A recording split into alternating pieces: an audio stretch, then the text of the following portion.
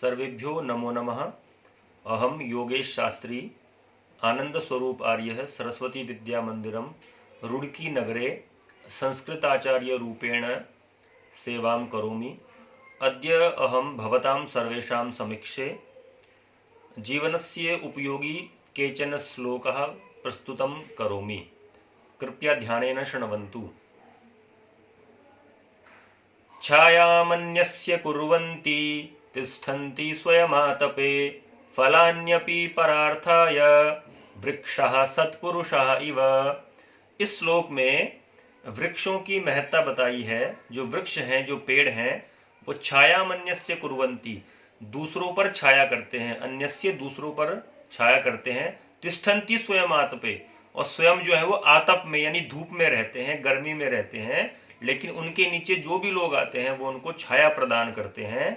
फलान्यपि परार्थाय, फलान्यपि फल भी, परार्थाय दूसरों के लिए देते हैं। अपने जो फल उन पर लगते हैं वो उनका उपयोग अपने आप नहीं करते, वो भी दूसरों को दे देते हैं। तो वृक्षः सत्पुरुषः इव, जो वृक्ष होते हैं वो सत्पुरुषों के, सज्जन पुरुषों के समान होते हैं। क्योंकि सज्जन पुरुष भी क्या करते हैं, अपने लिए कुछ नहीं करते हैं, वो भी हमेशा दूसरों के परोपकार के लिए, दूसरों के हित के लिए ही, दूसरों की भलाई के लिए ही काम करते हैं। तो वृक्ष भी इसी प्रकार सज्जन पुरुषों की तरह होते हैं। तो हमें भी जो है वृक्ष के समान सज्जन बनना चाहिए।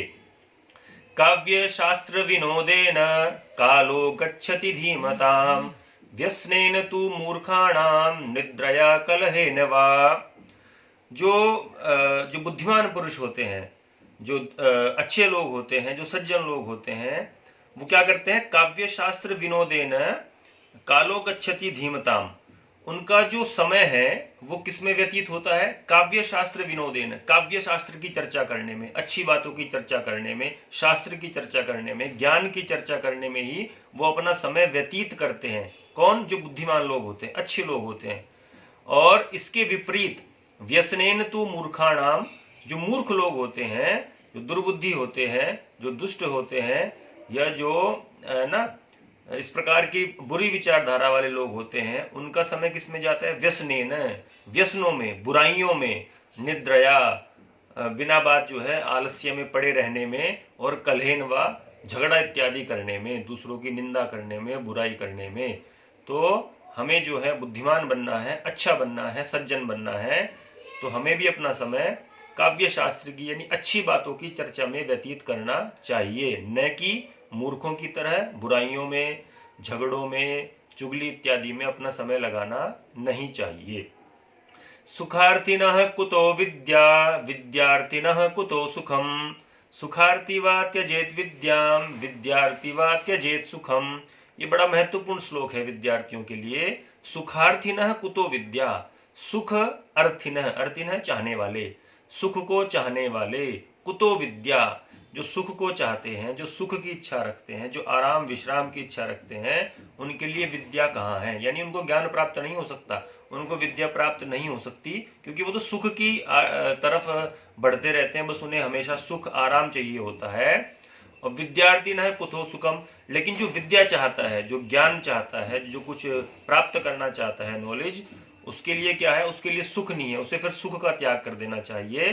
तो सुखार्थी व त्यजेत विद्याम, सुख चाहने वाले को विद्या को छोड़ देना चाहिए, ज्ञान प्राप्ति छोड़ देनी चाहिए। और विद्यार्थी व त्यजेत सुखम, जो विद्या चाहता है, जो ज्ञान प्राप्त करना चाहता है, अपने जीवन में कुछ करना चाहता है, उसे फिर सुख का त्याग कर देना चाहिए। जल बिंदु निपातेन क्रमशः पूर्यते घटः स हेतु सर्व विद्यानां धर्मस्य च धनस्य च। ये भी बड़ा महत्वपूर्ण श्लोक है।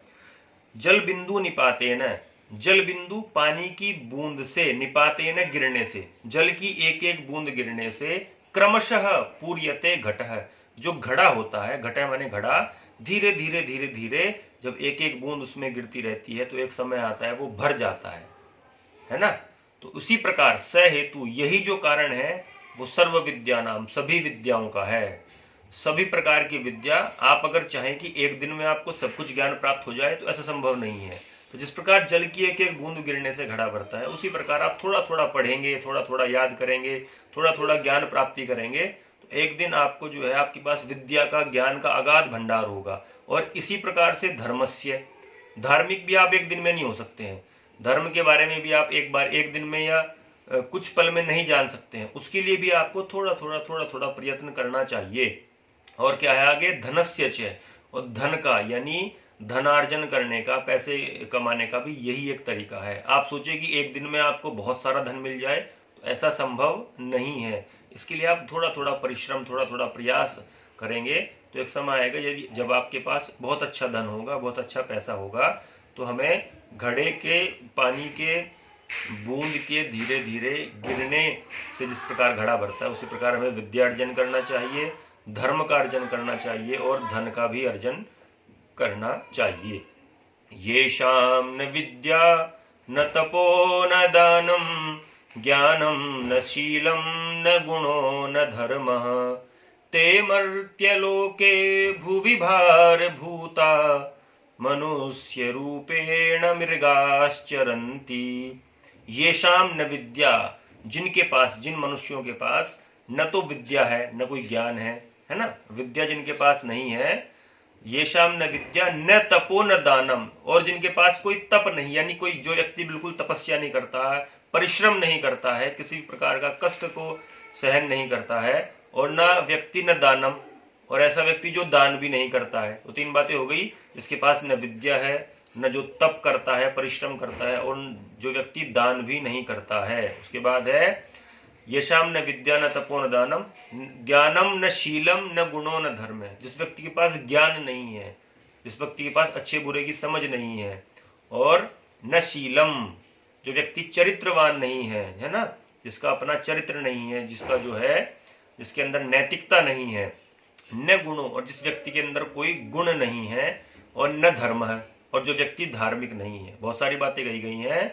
इस व्यक्ति के अंदर विद्या नहीं है, जो तपस्या नहीं करता है, जो दान नहीं देता है, जो ज्ञान प्राप्ति की ओर अग्रसर नहीं है, जो जिसके अंदर कोई गुण नहीं है, जिसका जो है चरित्र कोई नहीं है, और जो धार्मिक नहीं है, तो ऐसा व्यक्ति को क्या कहा गया, ते मर्त्य लोके भुवि भार भूता, वे इस मर्त्य लोक पर, इस पृथ्वी लोक पर, भुवि भार भूता, इस पृथ्वी पर भार के समान है। जैसे पत्थर होता है ना, पत्थर का भार होता है, केवल उसका कोई सदुपयोग नहीं होता है, तो इसलिए वो उस पत्थर के समान, एक भार, एक वजन के समान, मनुष्य रूपेण मृगाश्चरंती, इस मनुष्य के रूप में, इस मनुष्य शरीर के रूप में, मृगाश्चरंती, पशुओं के समान घूम रहे हैं।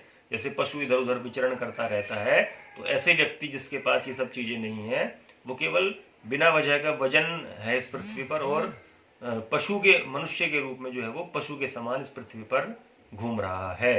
धन्यवाद।